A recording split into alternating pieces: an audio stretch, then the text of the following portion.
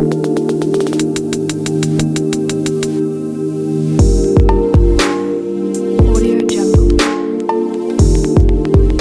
Messieurs, chers internautes de la SDTV, c'est un plaisir de vous recevoir dans votre émission Expression Directe qui a le plaisir de recevoir Moustapha Guirassy, ancien ministre porte-parole du gouvernement sous le régime de Wade et ancien maire de Kédougou, député à l'Assemblée nationale, diplômé en ingénierie, en ingénieur génie civil, électrique plutôt, à l'Université du Québec au Canada, diplôme aussi en administration des affaires, université à l'Université toujours du Québec à Chicoutimi au Canada. Monsieur Guirassy, bonjour. Bonjour. Merci d'avoir répondu à notre invitation. Aujourd'hui, nous sommes à 2 mois de la présence du virus, du coronavirus au Sénégal. Et dès l'entame, le président de la République, son Excellence, M. Macky Sall, avait pris certaines mesures que les Sénégalais avaient saluées dans l'unanimité. Mais 2 mois plus tard, on a constaté nettement un certain assouplissement de mesures qui ont tendance à donner l'impression que l'État a reculé face à une pression sociale, ou bien l'État a juste prêté une oreille attentive aux populations qui avaient commencé de se manifester, tout simplement pour manifester leur opposition par rapport à ces mesures qui sont d'ordre restrictif.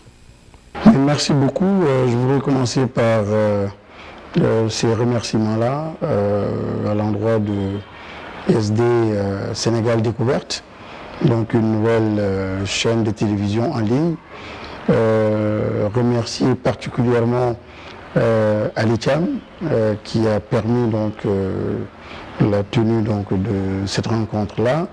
Ali Thiam qui est un ancien de l'IAM, diplômé de l'IAM. Ali Thiam qui s'était déjà distingué à travers les mouvements associatifs donc au sein de l'établissement, à travers aussi son entre-gens, son esprit très entreprenant et qui peut-être a débouché sur tout ceci. Je voudrais vraiment, de façon solennelle et au nom de toute la communauté iamoise, le féliciter et le remercier. Votre question est importante. Et nous vivons un contexte de confusion. Et ça ne devait pas être le cas. Le président Macky Sall et l'État du Sénégal, le gouvernement, ont eu ce que les prédécesseurs n'ont presque jamais eu, en tout cas rarement eu.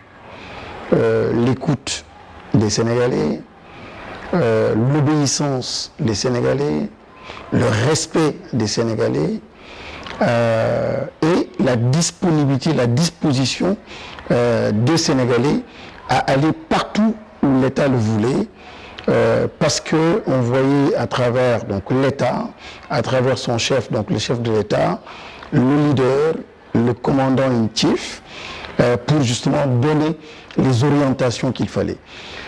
Au début, les actions et les discours du chef de l'État étaient très rassurants. C'était des discours fédérateurs, c'était des discours hautement républicains, c'était des discours qui n'étaient pas politiciens, c'était des discours fédérateurs. Malheureusement,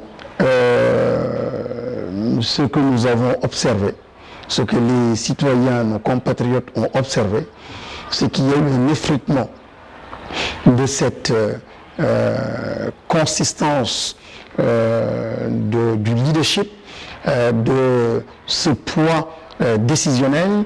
On a senti petit à petit en fait son effritement, son affaiblissement. Et ce qui le sous-tend, malheureusement, c'est tout simplement des calculs politiciens. Malheureusement. Quand par exemple le chef de l'État appelle l'opposition, ben, c'était salué par toutes les forces vives de la nation. Mon problème, c'est que par la suite, je n'ai jamais vu le chef de l'État reconsulter l'opposition par rapport à d'autres questions qui me semblent essentielles. Parce que la première rencontre était une rencontre juste de communication.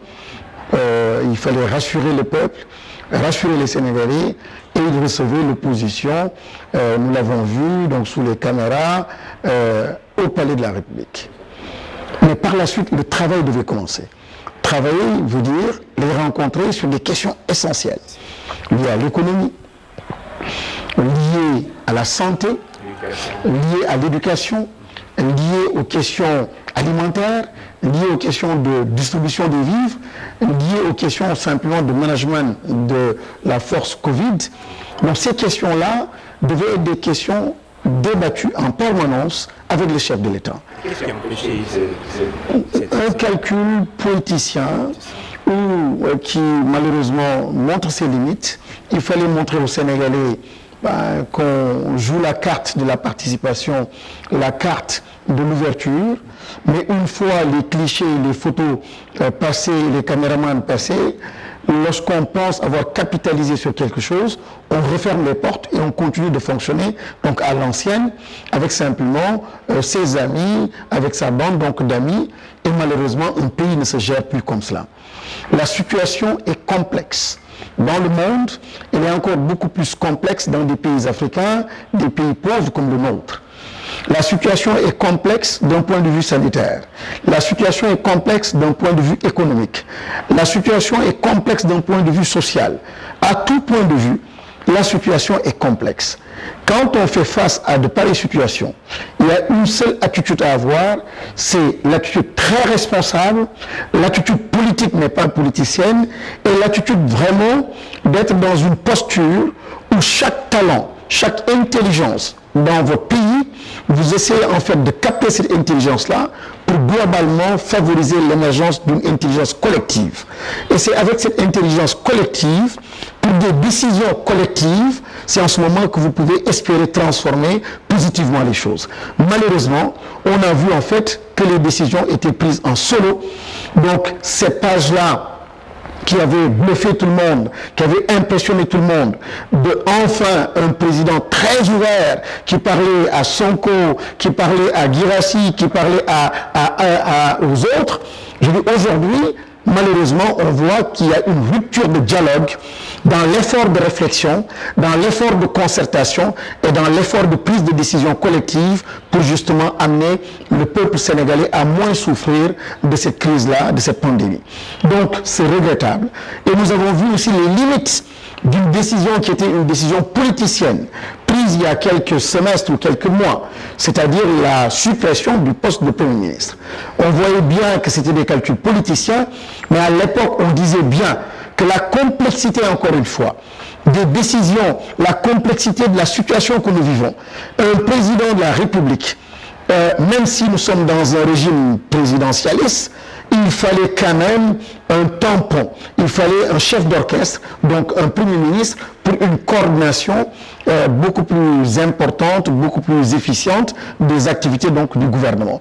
On a vu là aussi qu'il y a une cacophonie extraordinaire, des discours qui sont divergents, des discours de ministres qui sont tout de suite cassés par le chef de l'État lui-même parfois. C'est l'exemple d'un ministre de l'Éducation nationale qui s'engage, qui est sur le fond, et bon, 24 heures avant, le chef de l'État donc fait son communiqué pour dire qu'on revient sur cette décision. Et pas mal d'autres décisions ont suivi à peu près donc le même destin, et c'est vraiment regrettable. Donc encore une fois, il faut regretter l'attitude donc du chef, et ce n'est pas trop tard, parce que la situation que nous vivons n'est pas une situation exclusivement réservée en fait au président, à son gouvernement. Nous souffrons tous. C'est pour ça que je profite de votre émission pour lancer un appel au chef de l'État. Ce n'est pas trop tard. On peut faire des erreurs, surtout dans de pareilles circonstances. Il est difficile de tout maîtriser. C'est une pandémie qui n'était pas prévue, c'est une crise qui n'était pas prévue, qui n'était pas attendue. Donc on peut pardonner. Les Sénégalais pourront pardonner et pourront même comprendre le chef de l'État. Mais il faudrait juste qu'ils comprennent ce qui s'est passé, qu'ils ferment cette porte-là de la cacophonie et qu'ils reprennent langue avec les forces vives de la nation. Reprendre langue avec les forces vives de la nation veut dire parler naturellement avec l'opposition, mais ce n'est pas le plus important, mais parler aussi en fait avec les scientifiques, Aujourd'hui, quand on parle de guerre sanitaire, quand le président parle de guerre sanitaire, mais il doit mobiliser ses généraux. Et dans le cas d'espèce, les généraux, ce sont les doyens de faculté de santé, donc à l'université, ce sont tous ces anciens ministres de la santé qui devaient aujourd'hui être autour du président. C'est tous ces médecins, c'est tous ces scientifiques qui pourraient aujourd'hui aider donc le chef de l'État dans la prise de décision. Donc à côté de lui, c'est moins des ministres qui sont peut-être très politiques, plus politiques, et c'est normal, mais c'est plutôt en fait ceux-là qui pensent autrement et qui peuvent avoir un impact beaucoup plus positif sur les décisions du chef de l'État. Donc encore une fois, nous sommes, comme lui-même le dit, en période de guerre sanitaire, en situation de guerre, on mobilise ces hommes. Et je fais une parenthèse. Je suis en même temps dans la pédagogie, dans l'académie. J'ai toujours dit, pour le capital humain dans nos pays, on en parle beaucoup. On parle d'éducation, on parle de formation. Mais il n'y a pas pire gaspillage que d'avoir des enfants, des Sénégalais, de les envoyer à l'école, qui sortent de là avec des diplômes, qui soient recrutés dans des entreprises, qui soient après mis dans des gouvernements, qui occupent des postes de directeurs généraux ou de ministres, ainsi de suite, simplement à la faveur d'un remaniement ministériel ou d'un changement de régime, qu'on les stocke quelque part et qu'ils ne participent plus à l'effort de réflexion. C'est un gaspillage. Un pays pauvre ne peut pas se le permettre. Malheureusement, il y a trop de cloisons. Malheureusement, il y a trop de cloisons politiciennes et qui empêchent ceux qui doivent prendre des décisions collectives d'impliquer les différents acteurs, peu importe leur appartenance politique, pour qu'ensemble nous puissions aller de l'avant. Donc je lance cet appel-là au chef de l'État. Il faut tout simplement qu'ils comprennent qu'il y a eu des erreurs dans le casting et ce n'est pas trop tard. Il faut qu'ils se remobilisent, qu'ils se ressaisissent et qu'ils parlent aux Sénégalais, qu'ils parlent aux généraux, donc à l'espace scientifique, aux hommes de culture, aux hommes de l'art, mais en permanence, pas simplement pour des histoires de médiatisation et de communication, mais réellement pour de véritables prises de décision. Et en ce moment, peut-être qu'on peut espérer changer donc la donne. Exactement. Je vais juste faire un petit rebondissement sur cette question des assouplissements des mesures. Parce qu'ailleurs comme en France, on a vu le président Macron interroger le conseil scientifique de France pour pouvoir décider de l'ouverture ou bien de l'ouverture ou non des classes. Mais ici, au Sénégal, on a constaté nettement qu'au lieu que cette décision, qu'elle soit une décision scientifique, elle a été une décision purement politique. C'est le président de la République qui a décidé de rouvrir les écoles le 2 à la date du 2. Finalement, une décision qui n'a pas pu se réaliser, tout simplement parce qu'ils ont constaté des enseignants qui ont été infectés lors du déplacement. Est-ce que ce coût des déplacements des enseignants, des élèves entre les régions n'était pas évitable parce que la situation, quand même, elle était prévisible? Vous savez, en matière de leadership, parce qu'il s'agit d'un leader aujourd'hui, c'est le chef de l'État. On reconnaît le leader dans sa capacité à manager des situations de crise et lorsqu'il se retrouve dans des zones d'inconfort. Aujourd'hui, il est dans une zone d'inconfort. Une situation nouvelle, une crise économique, une crise sanitaire, des hommes qui ne maîtrisent pas forcément la chose et une crise aussi qui a une allure, une envergure donc mondiale et globale. Donc, quand on est dans ces zones d'inconfort, c'est là où normalement le leadership apparaît. La capacité à prendre des décisions fortes et à mobiliser toute son équipe autour justement d'un idéal, c'est en ce moment que ça apparaît. Et vous avez raison. Encore une fois, il faut que le président enlève son manteau de chef de parti de la paire. Il faut même qu'il enlève son manteau donc, de politicien et qu'il soit un stratège, un fin stratège.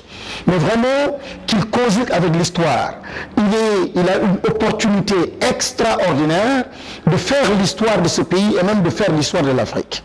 Il ne faut pas qu'il rate ce coche. Et comment? C'est simplement qu'il comprenne que le monde a changé et que le Covid et cette crise a amené d'autres acteurs à monter en puissance. J'ai toujours dit qu'il y a eu plusieurs lieux de production de sens. Avant, l'État n'était même pas écouté.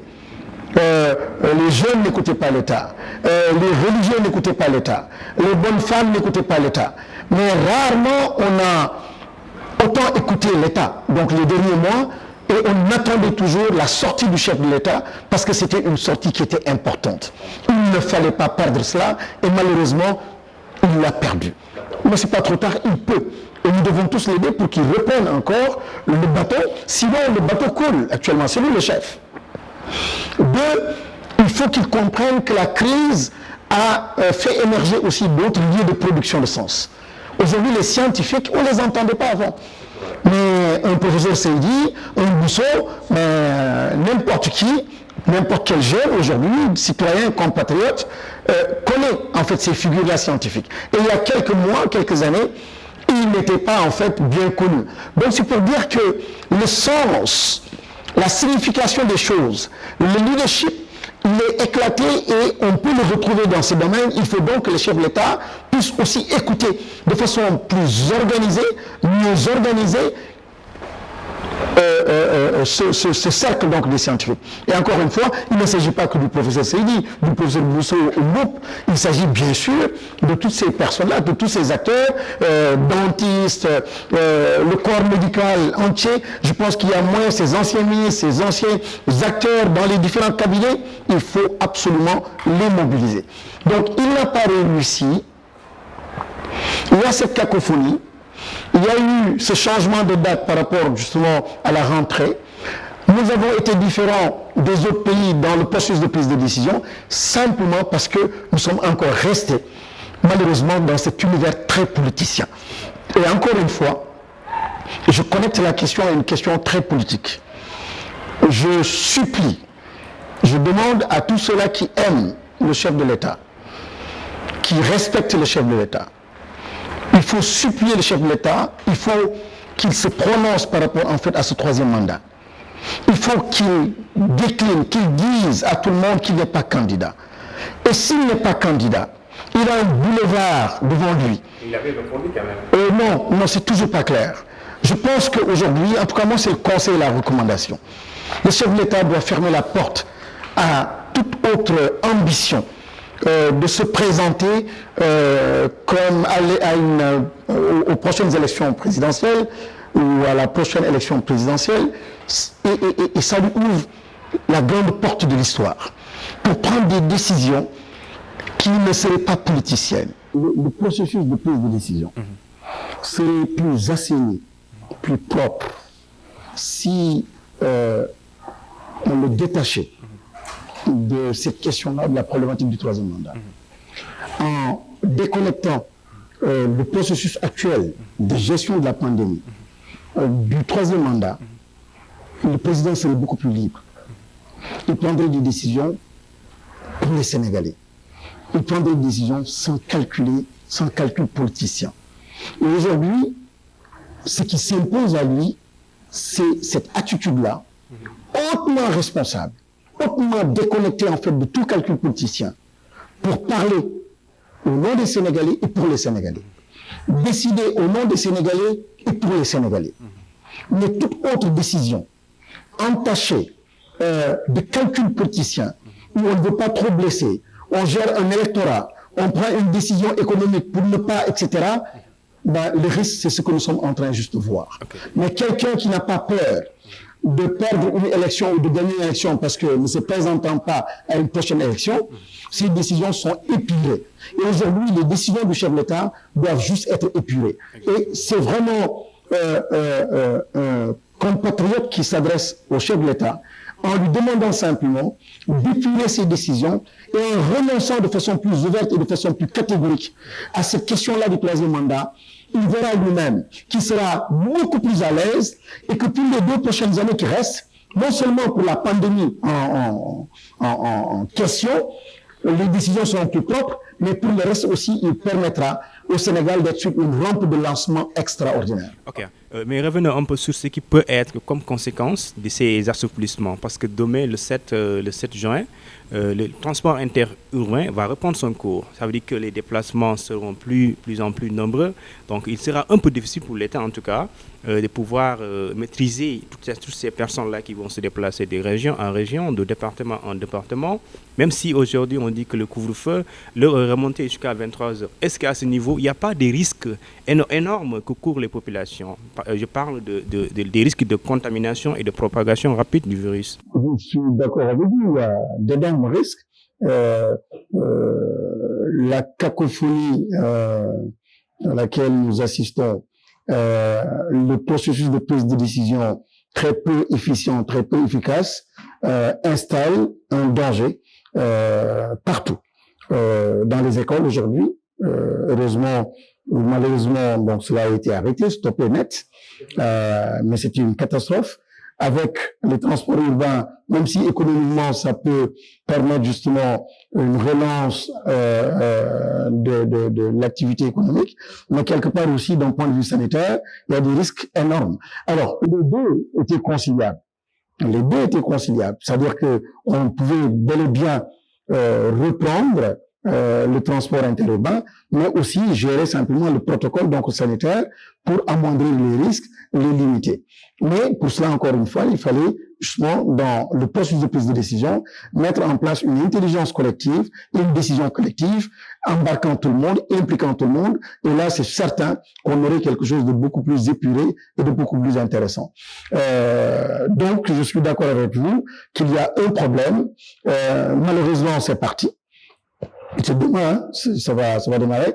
Et bon, on demande à tout le monde de mettre le masque. Mais aujourd'hui, on voit déjà ce qui se passe par rapport à ces masques-là. C'est qu'il y a une banalisation de la crise. Je l'ai dit l'autre fois, une banalisation à deux vitesses d'ailleurs. Une banalisation d'un point de vue spirituel que je déplore. Je dis, on est musulman ou chrétien ou on ne l'est pas. Et quand on est musulman ou chrétien, ce qu'on appelle le bala, une épreuve qui nous est envoyée par Dieu, je dis, moi en tant que musulman, je le perçois comme une épreuve et cela exige de moi un repentir, un autre comportement pour dire plus jamais ça, en termes d'attitude, de comportement et réellement d'introspection. L'autre aspect qui est un aspect purement sanitaire, c'est justement une banalisation qui devrait, malheureusement, qui va encourager certains à ne plus respecter ces gestes barrières-là. Donc, la banalisation, à partir du discours du chef de l'État, et c'est pas certainement ce qu'il a voulu dire ou faire, mais les conséquences de cette cacophonie et les conséquences du discours, c'est justement de part et d'autre qu'il y ait une banalisation en fait de la chose, et l'impact, il est là. Donc, un impact terrible sur la santé et un impact aussi terrible sur l'économie. Même si ces décisions-là ont été prises pour relancer l'économie, mais il y a un revers, un retour de bâton, c'est-à-dire que avec l'avancée et la montée donc des cas, on risque tout simplement d'avoir encore un impact négatif donc sur l'économie, que Dieu nous en préserve. Mais donc il y a tous ces risques-là. Encore une fois, sur ces questions, je ne veux pas être alarmiste. Et il ne faut pas qu'on soit alarmiste. On n'a aucun intérêt à apeurer le général. Aujourd'hui, nous sommes en situation de guerre. Ces histoires politiciennes, ces histoires de camps n'ont pas de sens. Il y a un chef de guerre, c'est le chef de l'État. Opposition comme majorité, société civile. Normalement, nous devons tous être derrière le général. Donc, aucun intérêt à appeler le général. Mais j'interpelle le général en lui disant de faire attention et de mobiliser les forces vives et de parler à ceux-là qui peuvent l'aider, qui doivent participer au processus de prise de décision. C'est un point. L'autre point aussi, demander à ce général-là de faire attention par rapport au vaccin, par rapport à ses engagements vis-à-vis de l'international. Je vois que Gavi, ses liens avec le ID 2020. Donc voilà des questions extrêmement importantes. Et il y a la société civile, il y a la société tout court africaine qui se pose des questions par rapport à ces vaccins. Lorsque un Bill Gates demande des certificats numériques, quand on vaccine quelqu'un, qu'il puisse te contrôler partout où tu entres, même dans tes toilettes, qu'il puisse tout contrôler, le monde va vers ça. Alors donc, il faut que le chef de guerre que nous mettons devant soit très attentif et revienne constamment vers justement le cercle de prise de décision, pour en débattre et que les décisions soient des décisions collectives. Encore une fois, la donne a changé, le contexte a complètement changé, la pandémie a complètement modifié la structure du milieu de prise de décision ou du cercle de prise de décision. Il faut absolument que le chef de guerre donc en prenne conscience pour que l'impact dans une semaine, 2 semaines, et au-delà, dans une génération, 10 ans, 20 ans, ne puisse pas être un impact trop négatif donc sur le peuple africain, le peuple sénégalais en particulier.